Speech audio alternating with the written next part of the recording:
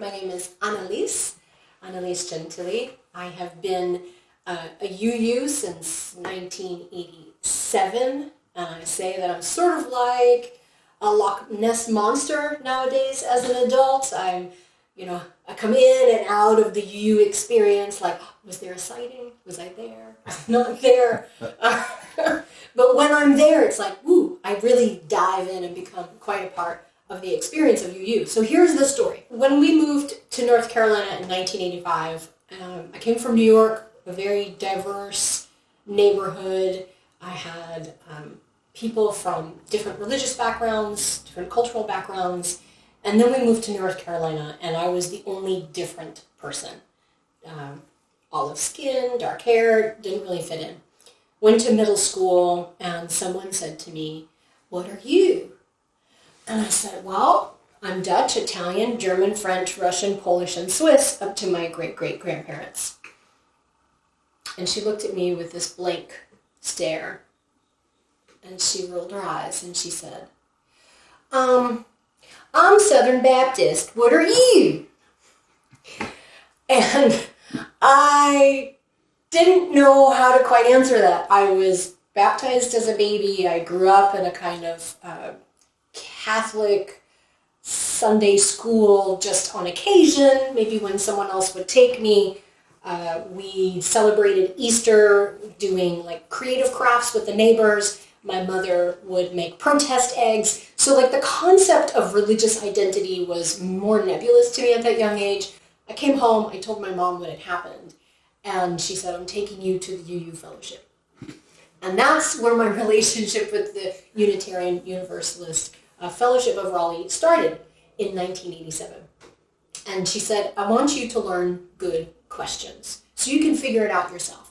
So I'd say in a nutshell, one of my favorite services, besides really getting involved in the youth group, becoming a religious educator, becoming an OWL leader, and inspiring the youth, was one morning I came into the fellowship and there was this big flip chart outside when we were selling like t-shirts and bagels, and it said, "Do you believe in God? Yes, no, maybe. Check here."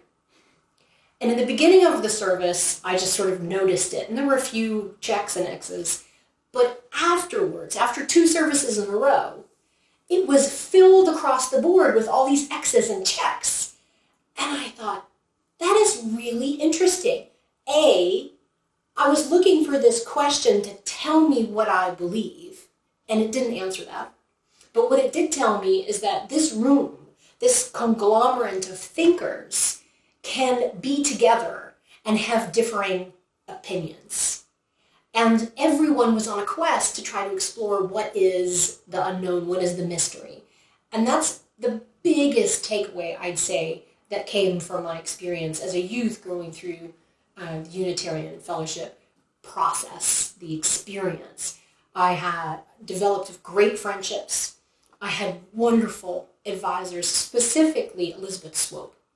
Elizabeth Swope was a godsend to me, speaking of God.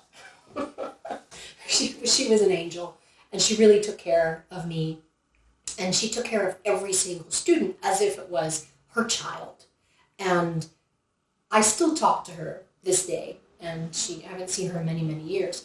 But the fellowship has gone through a lot of changes. And as I grew up as an adult, I thought back to my time as a youth and what that did and how it shaped me. And I visited a few times, even specifically after 9/11, which ironically today is 9/11 that we're recording this, 24 years ago.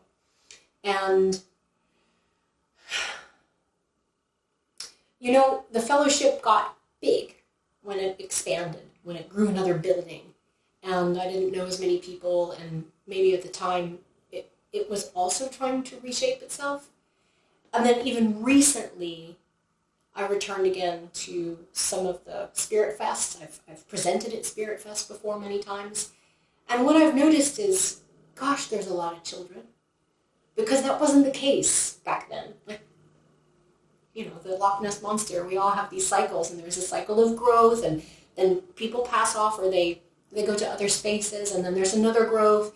And through all these years, I mean, the 80s to now, 30-something years of the experience of witnessing a faith-based congregation going through growth, it's going through another growth. And I'm 50. I will be next month. And to see the young children, it gives me hope that they will ask good questions, that they will explore what it means to be in relationship with each other, with curiosity, with nature, with the political and social landscape that we get an opportunity to shape in this country. So I really appreciate the teachings that it gave me.